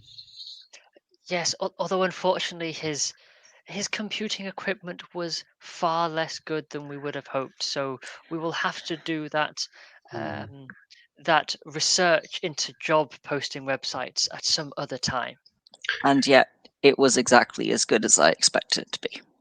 You know, I've been looking to get a personal computer for a few other things, actually. There's a few things around the house that we could benefit from having a computer for. I don't mind looking into one, if you like. We were talking about this in the shop, Manuel. I think that is a fabulous idea. What about you, Arthur? I think that sounds like a brilliant idea if I never have to look at Windows 95 ever again. That's good. I'll be installing Linux anyway. I have no idea what that is. That's why I'm installing Linux. So, yeah, you head your way back to Down Street, and let's say that I think it's perfectly fine to arrive at the same time as Oscar does. I'm assuming Oscar. Well, actually, I say that, but Oscar. Let's bring on Pierre. Oscar, are you dropping off at Down Street first before you then head on to Soho? And if not, do you want to do it anyway so that we can regather the coterie? It's up to you. You don't have to. Sure. It depends if it's on the way, I guess. Down Street is definitely on the way from Southall to Soho. Yes. Then I drop off there, definitely. Sure. Okay. You're all now in Down Street. You see Arthur and Alex and Mandrel kind of come down the. You see them go down into the main entrance ahead of you, and you kind of follow them down yourself, and basically just catch up to them as they come to a halt at the bottom of the main entrance stairs, and ahead you can see that a couple of your ghouls are arguing quite aggressively with an individual stood there, flanked by what seem to be a couple of fairly generic heavies. The guy who's arguing is quite tall and quite well built, sort of quite a good looking guy. He looks to be a white guy in maybe he's mid to late 40s. He's got a kind of, you could imagine him being cast as James Bond. He's got that kind of suave but rugged look about him. His hair is kind of quite neatly coiffed at the front. He's wearing what looks to be an expensive suit, but one that's also kind of just very cut and tailored precisely to him. And he's arguing with the ghouls in what isn't exactly a cut glass voice, but is certainly, there's a lot of received pronunciation in there. None of you have ever seen him before in your life. Or he is also quite clearly visibly kindred. As in he is not using the blush of life. The two with him, however, they're either using blush of life or they're ghouls. What's going on here? The ghouls kind of look over to you and say, "Ah," and the man cuts them off immediately and turns around and says, "Ah, right, yes, not talking to the monkeys anymore. Here we are." He walks kind of up to you, very straightforwardly. I think it's probably Arthur he'll offer his hand to first. You're definitely the poshest looking, aren't you? Other than the blood, yes. Yeah. He holds his hand out to you and says, "Henry Mears." Arthur Norris. He takes a hold of your hand, and I don't mean to bring him up now that we don't have to talk about him anymore. But you know the Trump handshake thing? Yes. Yeah, Oh, he gosh. definitely does that. Uh-oh. And kind of, but once you're in, he's kind of the sense is that it's very warm and enthusiastic. But he did pull you out of place. Yeah. Okay. To bring you forward. He looks around your group again and sees. He holds his hand out to Oscar. Oh, hello. Henry Mears. Nice to meet you. I'm Oscar Kane. He looks at the group again, holds his hand out to Alex. Alex will gladly put a hand out as well, and will lean into him when pulled. To try and kind of like, yeah, sure. Let's have a. Not to try and brace, to make it more awkward. Oh, so that you're pulled off guard, pulled too much, or something. Pulled into him. Okay, let's have an opposed roll on this. So let's just roll flat your dexterity, and his strength will be that by default. So yeah, So just dex, not even just nothing dex. else. Yeah, just dex. Let's just do dex against his strength.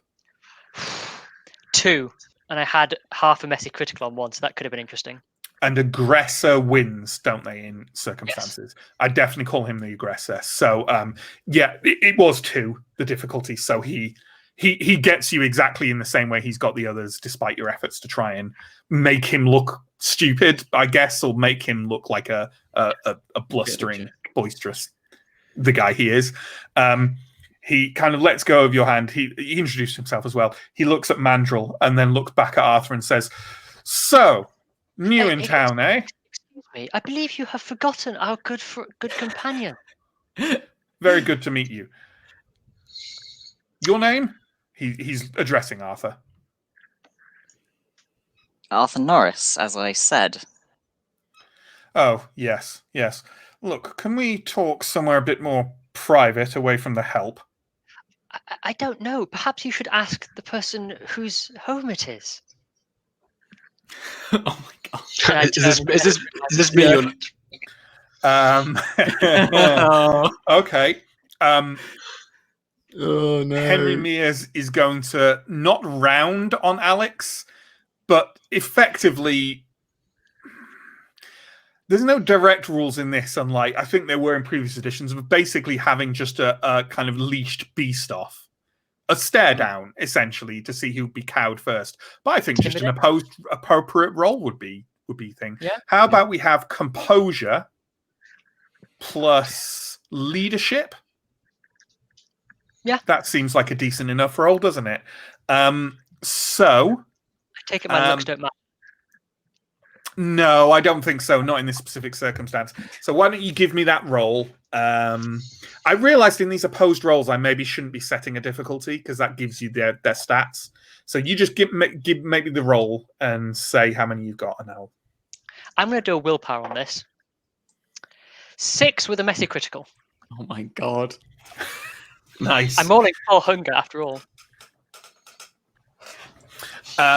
In that case, why don't you respond? And this is just a suggestion, and feel free to counter them. Why don't you respond to Henry Mears in an aggressive, slightly messy, critical fashion that might put him in his place as to how he should behave in someone else's domain?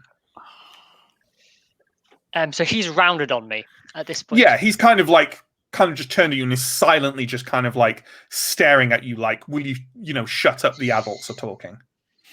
Watch yourself. This is not your place.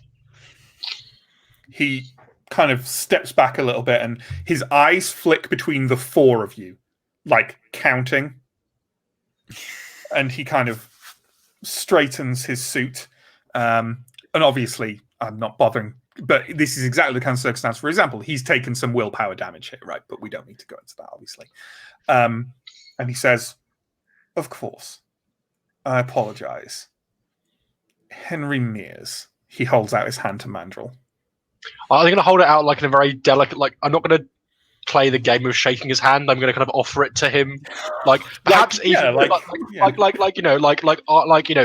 you could at least be polite and like you know, that's what I'm going to do. I'm going to be like, I'm not going to, and then if he tries to yank it, I'm just going to yank him back. If you place your hand in his layers, he will. You all hear this, like rumble in his chest, like a kind of. He's interpreting this a certain way, and he leans forward and kisses your hand gently. At that point, I'll say, back. Ms. Mandrill. And he says, "Well, can we talk somewhere more privately in your territory?" I do believe that the conference room is available, although it's not as nice as we might like it to be. We all must make do. Would you like me to lead the way? Thank you so much, Alex. He straightens himself and turns to his large head. I mean, they're big. They're just, I'd describe them more, but they're heavies, they're muscle. He turns to them and says, "Just keep watch," and walks along behind you. I try and catch Arthur's eye, and I sort of go like, "Ooh." Yeah, that was terrifying. I will walk slowly and, like a really weird tour guide, point out anything I think that Mears would find particularly distasteful along the way. Sure. Like if there's rot or rats or rubbish or something we've not cleaned yet. And presumably in a kind of, mind the rat feces there. Yes. Oh, this is so good. Alex is making out that Mandrill is our leader, and this is the way Mandrill keeps the home. Sure. We're so good at diplomacy. Oh, I love this so much. So you proceed to the what has been determined as the conference room, which is more just like the room with the chairs. And you walk in. Are you presumably closing the doors behind you? I will go last, and I close it gently. Through the occasionally shattered window glass, you see Mears' two heavies kind of take up a position where they can see into the room. If I can make the door scrape at all or make it some comfortable noise, I close it. Absolutely. He kind of flinches slightly and looks at the ground momentarily, and then looks up. And when he looks up, it's like everything's gone. Everything's gone. It's all fine. And he says, "Well, it is excellent to make all your acquaintances. You understand there is a certain risk to making new acquaintances in London these days. So, but now we have met, we have shared a good old-fashioned handshake, and we can get down to business. As I say, my name is Henry Mears. I am a proud member of Clan Ventru, and I count certain portions of London as my territory, just as here, Down Street, Mayfair is yours, yes? I have been informed that these areas have been granted to you by," and he takes a moment to pause here, "ambassadors of the landlords." Correct. We have been afforded that honor. Well, I myself am a landlord. And I encourage you all to come visit me. And if I am there, be succored by my hospitality in my domain of Chelsea. Very kind. A most charming offer.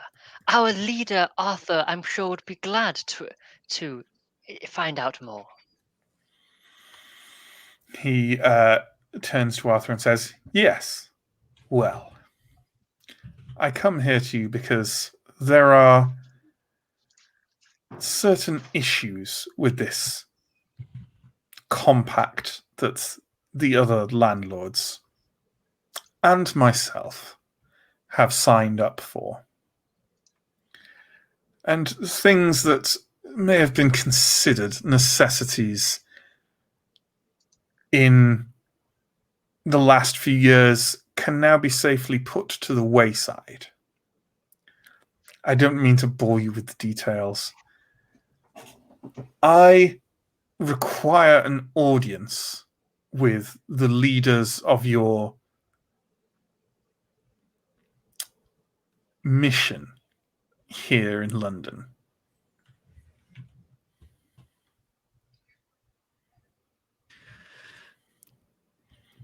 Well, I suppose that can be arranged.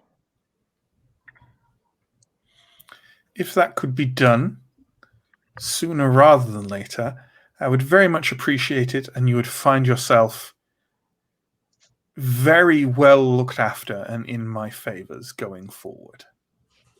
Is there anything that we can tell them that this concerns?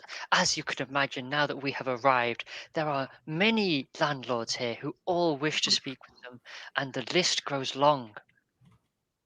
Is there anything that could move you to the front of the queue to assist? Well, I should hope I will be at the front of the queue compared to some of the others who call themselves landlords. No doubt, But- no doubt, but we do not make this list, I fear. Well, something that may be of some small interest to them. I wish to offer them positions as my primogen. Primogen being a council of vampires who advise a prince, the ruler of a Yes. city. Alex I maintains a straight face. take it that it is the no central government part of the compact that you have a particular issue with, then. Very incisive, Mr. Norris, very incisive. And I'm sure you are aware, as are the rest of you, no slights upon your individual bloodlines, of course, but as Arthur, I'm sure, is aware, Clan Ventrue is bred to rule, and it simply makes no sense that this compact has ignored this for this amount of time. There is a question of safety, of course, but what is safety, if not that granted by a prince? And did the prince not have something to say when London fell? I mourn for the loss of Queen Anne, as do many of my clanmates, I'm sure, and other individuals here in London. She was beloved. But as the most established member of our clan here in this city, a city that still lives and still thrives, it falls to me to take up the mantle. And I take it this means that the Second Inquisition scourge that has plagued us is under your control, or vanquished, or in some means they will meet their end soon. They certainly will, once rightful rule is restored, and we can, as a community and as the Camarilla, move forward and address these vermin. But without leadership, there can be no action.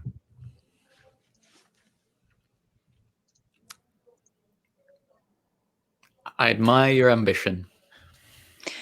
Well, we can certainly take your regards to our elders. I appreciate that. And as I say, I will be very generous to those who perform these little tasks in the future. Right. He kind of pats himself down to make sure he has everything, and then kind of nods to each of you and just strides out of the conference room doors, and kind of the heavies fall in line behind him, and he walks out of Down Street. So I will vaguely call, please come back at any time. I guess we hope that guy never becomes powerful. Well, Oscar, we're all far too below his purview, really. So the higher he goes, the less he'll see of us. Once he is safely out of earshot, I am going to say that man has no idea what he's doing. He's insane. No offense to anyone. I fear that if that man was a prince, it would be of a territory smaller than our haven. Perhaps it would be the size of a small coffin and the stake and his own body within it. If you would excuse me, I quickly need to feed, I am afraid, my good companions. Very well. Is there anything quick? Because we're going to kind of wrap up there. I don't think I have we can get to a cliffhanger without hanging on stream for a lot longer. So we'll probably wrap up roughly there. But is there anything anyone want? Obviously, Alex is drinking, presumably from the fridge. Is there anything else that anyone wants to take care of just before we wrap up for the night? Oh, lots of people. Well, let's deal with Alex first. I will pat Mandel on the shoulder briefly as I walk out. Sure. And then presumably drink one blood bag's worth. Yes. So Arthur, if you can note down, one blood bag less. Done. Blood blag. Black. Mandrel. Well, what I was going to do was to take a moment in private to thank Alex, because Mandrel would have been very touched by not only the defense, but the absolutely perfect, like note perfect tour of the Haven that Mandrel couldn't have done better herself. Excellent. Oscar. I was just going to say, okay, so are we going to pass on this guy's request? In which case, I think I should- yes, okay, let's but we should Penna. let the landlords know too. sure. So I guess I'll start penning something. I'm not going to do it now, but like to give to Arshad. Sure. Was there anything from you, Arthur? I am going to have a quick shower and a change of clothes, but before I do, I will have a quick word with Mandrel to say, your actions this night were completely justified, but please don't antagonize any other clanmates of mine. For whose sake? Everyone's. All right. What if that man actually manages to become prince? I didn't antagonize him. Alex antagonized him. I mean, he antagonized him in exactly the way I would have wanted him to antagonize him. But that was You're passing off bad habits. Just stop it. Arthur. You should join us down in the sewers. It's great to wallow. That's all I need to do. Cool. So there we go. I think we can safely wrap up the stream for this evening. Thank you for watching, everyone. It's been a good one. It's been a good one. Thank you to Steve for being our stream manager all the way through. Thank you for my itchy nose for not stopping for 2 hours, bizarrely. And thank you to the players, as always. There is blurb to be done, but while I'm doing that, if you've got any questions or comments that you want addressed by the group before we go off stream, if you've got anything you want answered or to talk about, then pop it into the chat and Steve, our stream manager, will pop it up here. Also, thank you for the follow to Babcom. Good to have you with us. Yeah, we have blurb stuff to do. There are links down below to our social media, which is usually Telling Tales RP, but not always. There's a link to our YouTube where all our VODs are stored, all the historical episodes of this, and Simbaroom, our other series. Speaking of Simbaroom, our other series, it's on tomorrow night. It's on every Wednesday, 8 o'clock GMT here on Twitch. Come join us for it. Dark fantasy fun. It is very fun. It is very fun. We've also got our first one-off coming up on February the 6th. Saturday, February the 6th, we'll be playing Alien. How just more fun, good, clean fun. Nothing bad will happen. So please do join us for that. That'll be good. Yeah, I think. And we've got a link to our Patreon as well, should you want to support us. Will Arthur possibly have any more visions, or was this a one-time thing? I don't know. It depends. I don't think there's any hard and fast rules for that kind of thing. I am just kind of making up, hey, you just drank a Malkavian's blood. Some weird stuff is going to happen. We'll see. We'll see. We'll see how long that blood remains in Arthur's system. And maybe some more fun can be had with that. Was there any... I seem to remember there was something we could discuss at the end here, but I think... I don't think it exists. How many blood bags left in the fridge? That's a very good question. We've used 10, so 11. 11 left. But it does seem like the group is getting much better at the old hunting. Herd is slowly clicking into place here and there, and John's raised a good thing. Yeah, desires and ambitions and stuff. So let's talk about that, because we haven't really covered that much on stream before. So desires are like kind of temporary goals that individuals have, and they'll give them some superficial willpower damage back when they achieve them. And ambitions are more kind of long-term goals, right? So while we're at it, let's just let's finish off, unless anyone else has more questions or comments, by doing just a quick tour of those for the characters. So, John, tell us of Arthur's desires and ambitions currently. So Arthur's ambition is establishment, which was really just to get established in London, but I suppose also pertains to his I think it needs to be a bit more, you need some specificity there. Like establish your network of trade. Yes. Yeah. Basically. Sure. My desire was similarly get a food source established, which I thought was going to be a quick desire, but we are 14 episodes in. You can correct me if I'm wrong, Neill. Though you can change your desire even without satisfying it, right? Yeah. Yeah. You can.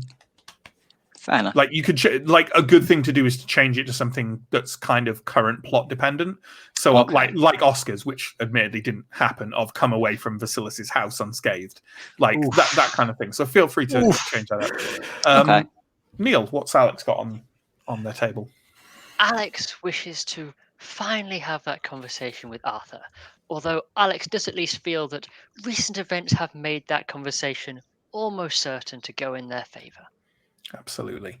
And ambition? Well, of course, the ambition is to retake London.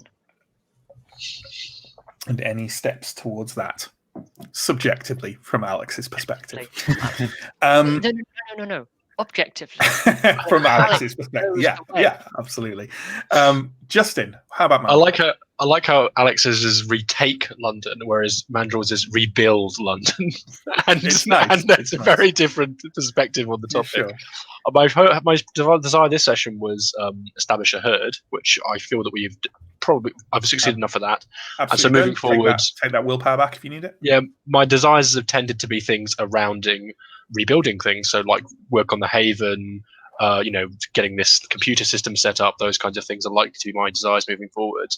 And then from Mandrel's perspective, rebuilding London was originally kind of about establishing lots of safe havens. So rebuilding a network of safe havens for kindred. But it's turned out that there's quite a lot of kindred already in London. And so what that rebuilding looks like, it might take on a bit more of a form of, maybe even establishing a prince. Maybe not this prince, but a stable structure. It becomes a camarilla city once again. And Mandrel probably thinks of that in the same kind of academic architecture, engineering type way. Sure. Yeah.